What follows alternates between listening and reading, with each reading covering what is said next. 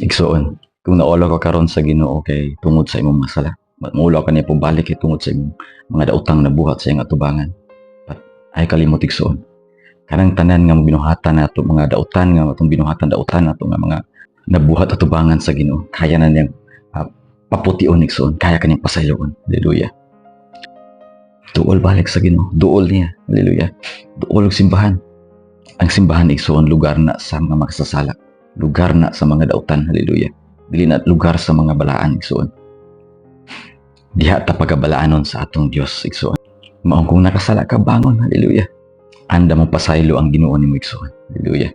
Naingon sa pulong no nga walay pagsulay nga miabot kaninyo nga wala masinati sa tao. Ang Dios kasaligan ug dili niya itugot nga kamo sulayan labaw sa inyong masarangan apan uban sa pagsulay siya magtaga na usab og lutsanan aron nga makasugakod kamo niini. Hallelujah. Atong basahon sa English.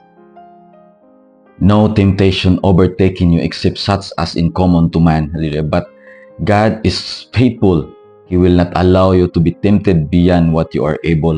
But with the temptation will also make the way of escape that you may be able to bear it. Hallelujah. Mabasa na ito sa 1 Corinthians 10:13. Hallelujah. Kana igsoon, saad sa Ginoo kanato nga even kita makasasala, kay makasasala gid kita. Hallelujah. Andam siya mo pasaylo nimo. Ug walay tentasyon igsoon nga dili nato makaya. Adunay ang tentasyon sa dautan. Hallelujah. Dili ka natugutan sa Ginoo nga di nato makaya. Remember ka ni Job sa pagsulay sa yawa nga gihatag niya, na-endure niya igsoon. Hallelujah. Nalampasan niya kana. Ug kung basahon nato ng tibuok book of Job, hallelujah, nagmadaugon siya. Ang nawala niya ni times 10 pa. Mga kana igsoon. Hallelujah. Maong salig sa Ginoo. Hallelujah. Ang yang saad niya sa tuwa, He is so faithful.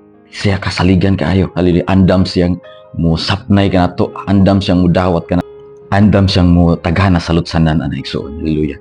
Aron makasugakod kamo niini. Mo gini ang saad igsoon sa 1 Corinthians 10:13. Hallelujah. Nasinatin ako na sa una igsoon. Kay sa time nga nidawat ko ni Kristo, since 2015 na nidawat ko ni Christ, nagpabautismo ko. By 2016, 2017, 2018, 2019, grabe yung pagpakasala na ko na igsoon. Nakabalo na ko sa kamatuoran, nakadawat na ko ni Kristo, but ang tentasyon, ang daotang espiritu, ang daotang muy naggahom aning kalibutan na magsigi og bira nato para di tama mapaingon kaniya, but ang Ginoo igsoon. Once mo dawat ta niya, aduna kita security.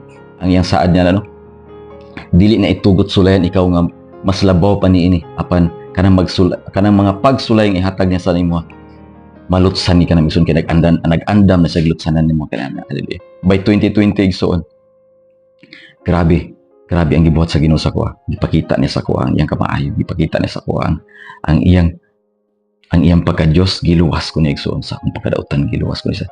Gihimo ko niyang matarong atubangan niya, gihimo ko niyang walay sala, gipapas niya ang akong mga kasalanan igsoon tungod sa pagdawat niya kaniya kana igsoon. Ang sanctification may pinakadugay nga proseso sa Ginoo sa ato ang kinabuhi. Ang pagbalaan nato, ang pagdukdok nato, ang pagsama sa gold nga gisunog sa kalayo para mugawas ang iyang pagkatinuod nga gold. Sunugon gi kana siya, sulayan gi kana siya. Hallelujah. Talaygon ang Dios niya. God bless.